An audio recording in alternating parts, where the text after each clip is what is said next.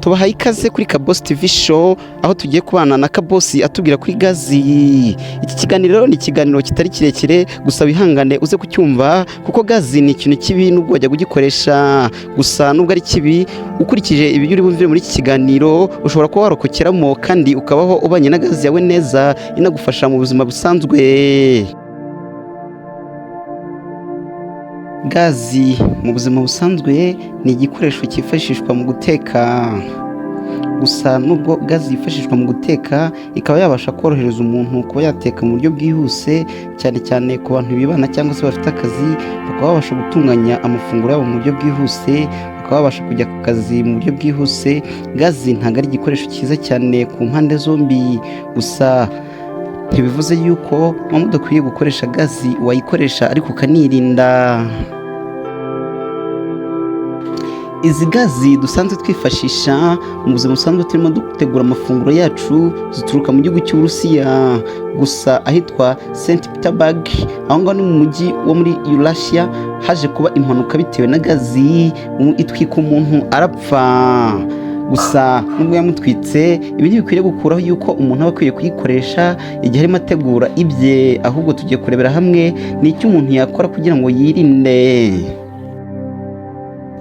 Ubushakashatsi bwakozwe bwagiye bugaragaza yuko gazi ari igikoresho umuntu agomba gukoresha mu rugo, ariko iyo kidakoreshejwe neza ushobora gusanga giteye inkongi y'umuriro ku mpande zombi. Ibyo bikashobora kuba byakangiza umuntu ndetse n'aho atuye.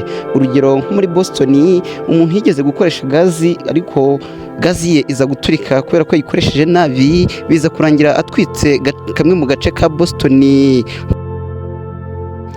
Hashingiwe ku mpanuka zagiye zigaragara ku isi hirya no hino, rero ubushakashatsi bwakozwe bwaje kugaragaza ibi bintu bikurikira ko ari byo bintu biba bikwiriye kwitabwaho igihe umuntu agiye gukoresha gazi. Ikintu cya mbere bavuze yuko igihe umajije gukoresha gazi uba ukwiriye gucunga neza niba wayifunze.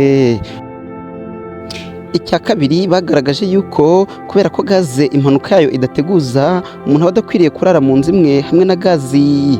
Ibi nubwo benshi babikora ariko usanga ku ruhande rw'abashakashatsi ndetse n'ibyo bagiye bagaragaza bagaragaje yuko ibintu biba bidakwiriye. Mu yandi magambo gazi iba ikwiriye guterekwa ahantu hayo ubwite ukwayo. Akenshi na kenshi abantu iyo bagiye guteka rimwe na rimwe babona gazi isa nk'itombotse ikaka umuriro mwinshi cyane bakabura icyo bakora bakaba bayireka. Bagiye bagaragaza bimwe mu bintu ushobora kuba yakora kugira ngo yitabare. Ushobora gufata nk'ikintu gitose cyane ugahita urambika hejuru maze inkongi y'umuriro igahita izima ugakuraho urutambi mu buryo bwihuse. Ibyo ngibyo iyo ubona utabishoboye urimo ubikora ukabona biranga, ihutire guterura gazi uyitereka ahantu hakure cyane ndetse uburire n'abantu bahegereye ubabwire bahunge, kuko gazi iyo ituritse igira urusaku rwinshi cyane ishobora kuba yamena amatwi y'uyegereye ndetse waba unahegereye cyane inkongi y'umuriro ikaba yagufata. Gazi ni mbi cyane, ntakagira abantu bayikinisha, bajye bayikoresha bitwararitse.